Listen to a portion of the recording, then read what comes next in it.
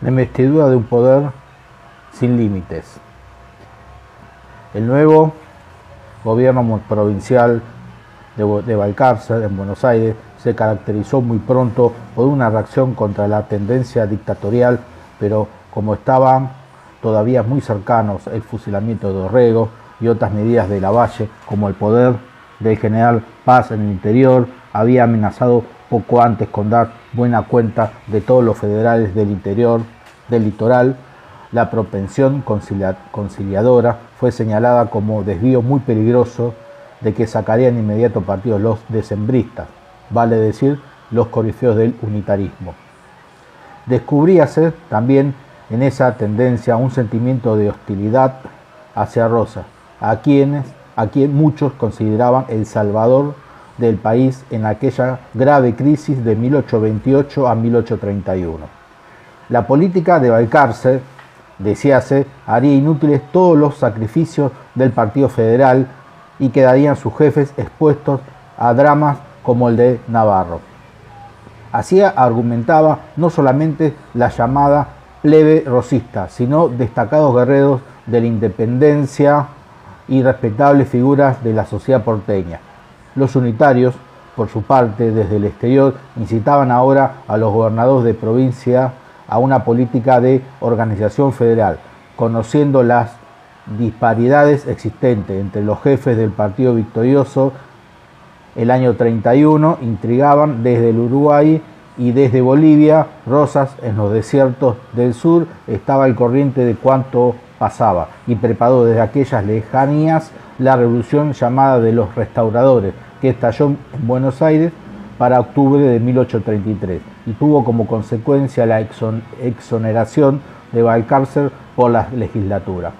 Quedó con esto demostrado el influjo preponderante de Rosas y fue elegido gobernador por la misma sala el general Viamonte, pero tampoco Viamonte satisfizo el héroe del desierto y su corto y agitado gobierno duró hasta junio de 1834, en que se vio obligado a renunciar.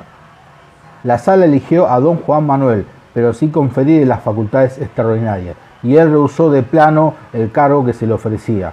Hubo de asumir el poder ejecutivo el presidente de la legislatura, don Manuel Vicente de Massa, íntimo amigo de Rosas.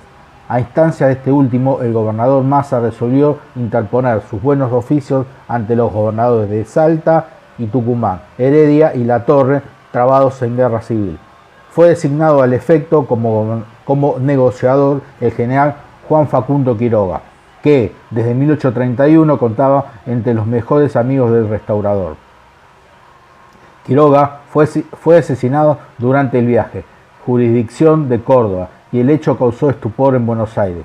Este acontecimiento determinó la elección de Rosas como gobernador por 5 años con la suma del poder público, sin más condiciones que defender la religión católica y la causa nacional de la federación que han proclamado todos los pueblos de la República. Rosas exigió que medida de tanta gravedad fuese sometida a un plebiscito, el que se efectuó con el siguiente resultado: 9.320 ciudadanos por la afirmativa, 9.000 por la negativa. El 13 de abril de 1835, Rosas asumió el poder revestido de esa monstruosa autoridad. He admitido, dijo, con el voto unánime de la ciudadanía y de la campaña, la investidura de un poder sin límite, que, a pesar de su odiosidad, lo he considerado absolutamente necesario para sacar a la patria del abismo de males en los que la lloramos sumergida. Algunas ceremonias de su segunda asunción al poder fueron descritas por don Juan María Gutiérrez en carta a don Pío Tedín. El juramento, 1835, que era usted saber naturalmente algo que pasa en este gran pueblo, y voy a darle gusto porque me encuentro con humor descriptivo. Ignoro los secretos resortes de la política actual y solo puedo juzgar de las cosas por su exterior. Por eso me limitaré al humilde empleo de cronista. Empiezo el 13 del que corre, hasta que tropiece con Mayo. Se recibió de gobernador con la suma del poder público el ilustre restaurador de las leyes, don Juan Manuel de Rosas, en virtud de la ley y voluntad general, como habrá visto usted en los diarios, si los ha leído antes de que esta carta. Desde temprano se entapizaron con colchas de damasco rojas y amarillas las puertas, ventanas y balcones de la cuadra de nuestro departamento, la siguiente hasta la esquina de Belaustegui y la del Cabildo hasta la plaza. Los postes estaban cubiertos de laurel y sauce, y el suelo regado de hinojo, planta desgraciada que parece no ser útil sino para ser hollada en toda procesión, ya sea diplomática o religiosa. Los cívicos cubrían en dos hileras esta travesía, y en la plaza hasta la fortaleza las tropas de línea. Una calle de trofeos pintados en lienzo, a usanza de 25 de mayo, atravesaba la plaza teniendo en su contra la pirámide decorada. En la esquina del Cabildo estaba un arco triunfal, en cuyo centro había pintada una pira, simbolizando, según mis entendederas, el fuego de puro amor que abrigaban los buenos federales hacia su libertador o padre. Su excelencia, acompañado de los generales Pinedo y Mansilla, llegó a la 1 de la tarde a la puerta traviesa de la representación provincial con el fin de prestar el juramento. Mientras que pasaba esta ceremonia en el interior, la sociedad popular, compuesta como de 25 individuos vestidos de azul oscuro con chalecos encarnados, desataron los caballos del coche y poniendo un cordón colorado en lugar de los tiros, arrastraron a gran galope a S.E. hasta la fortaleza misma, desde la azotea de la fonda de enfrente. Arrojaron flores a algunas damas de las muchas que allí se encontraban. En las 3 cuadras ya mencionadas no había ventana, ni puerta, ni balcón, ni azotea que no estuviera cubierta de bello sexo, de manera que parecían de parapetos decorados con caladas rejas de carey, merced a los peinetones. Jamás he visto una función que más despertase la atención pública. Jamás he visto mayor concurrencia de gente de todas clases. Pasó la función, sin embargo, con aquel orden que se notaba siempre en todas las reuniones de este pueblo manso y bondadoso. Por lo tanto, hubo volantín en la plaza, a la noche cohetes y vítores. Igual cosa hubo al siguiente día, pero cuadrando ser martes santos, mandó la policía que cesasen los regocijos hasta Pascua, como realmente ha sucedido. Usted verá en las gacetas lo que era el motivo de todas las conversaciones de los primeros días, esto es, cuál sería la marcha de la nueva administración. La reforma de empleados marcha a gran prisa y probablemente no quedará uno solo que no haya dado muestras inequívocas de su adhesión a la santa causa de la Federación. Vidal, don Mateo, Ocampo, don Epistacio y otros están presos desde el 12, sin que transpire hasta ahora los motivos. Ellos han sido lomos negros o del partido de Balcarce y deben sufrir mayor persecución porque el peor de los enemigos es el doméstico.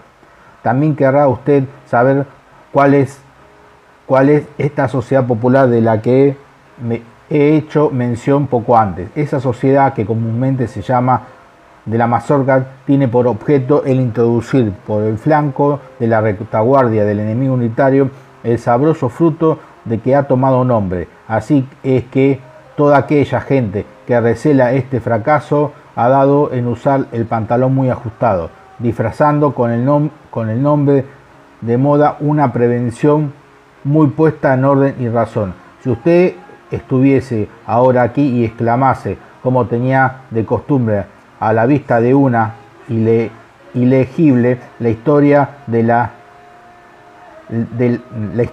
las disensiones civiles abunda en esta época de ascensiones raras, como la de los caballeros de la cuchara en Italia y la de los anilleros de Madrid. La historia nos dice cuál era el objeto de esta. La misma historia nos dirá cuál es el de la mazorca, que hasta ahora es para mí un mísero impenetrable.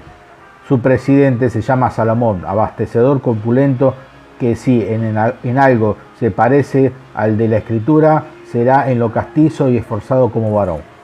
Juan María Gutiérrez. Rosas inició su segundo gobierno con medidas violentas. Decidió extender su dictadura provincial a todo el ámbito de la Confederación, y para esto exigió a los gobernadores, con las palabras adecuadas a cada uno, el exterminio del Partido Unitario. En cuanto a la organización nacional y la distribución de las rentas de aduana, su plan está en una carta que dio a Quiroga en 1835. Los americanos convinieron en que se formase este fondo de derechos de aduana sobre el comercio de ultramar, pero fue todos los estados tenían puertos exteriores. No habría sido así en caso contrario, porque entonces unos sean los que pagasen y otros no, a los que se agregaba que aquel país es en lo principal y mayor parte marítimo. Le recuerdo también a Quiroga, usted y yo deferimos en 1831 a que los pueblos se ocupasen de sus constituciones para que después de promulgada entrásemos a trabajar en los cimientos de la Gran Carta Nacional. Así estaba el toque. Claro es que Rosas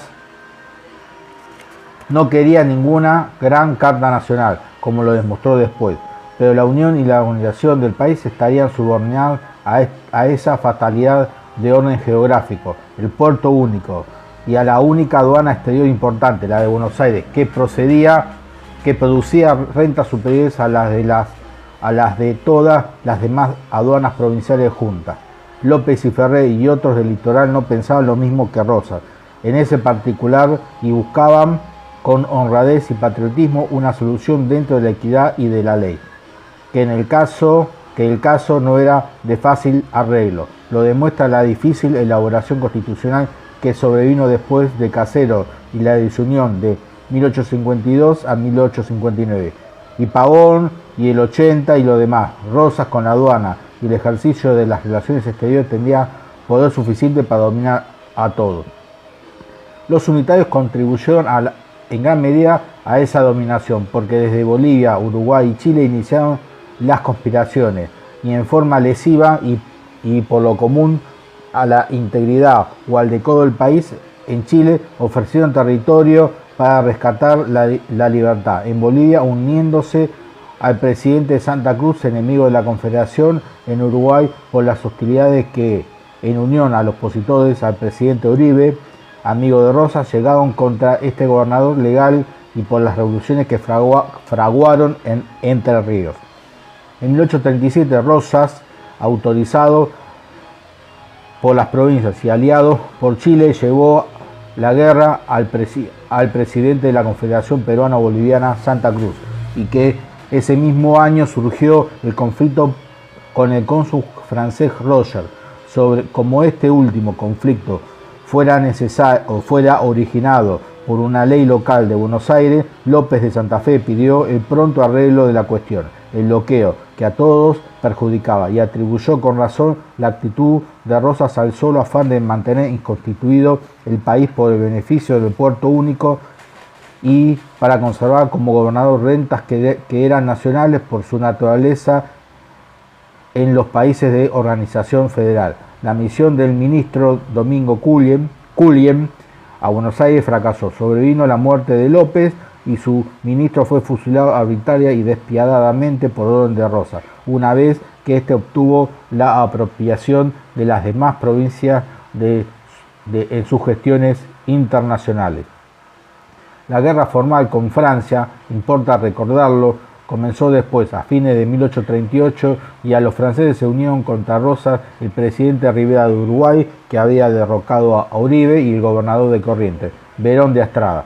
A todos estos agregáronse los emigrados unitarios de Montevideo y de otras partes, con el general Lavalle a la cabeza. Uno de estos emigrados de la banda oriental, la Madrid, que ya conocemos, vencido por Quiroga en la ciudadela de Tucumán en 1831, decidió no obstante trasladarse a Buenos Aires sin permiso, porque tenía fe en la buena acogida de su compadre don Juan Manuel, a quien no veía desde aquella tarde de diciembre de 1828, en la que le llevó un despacho de Lavalle, que, según Rosas, dijo a don Santiago Vázquez, parecía papelito de pulpería. Veamos cómo da cuenta la Madrid de su llegada y de su visita al restaurador.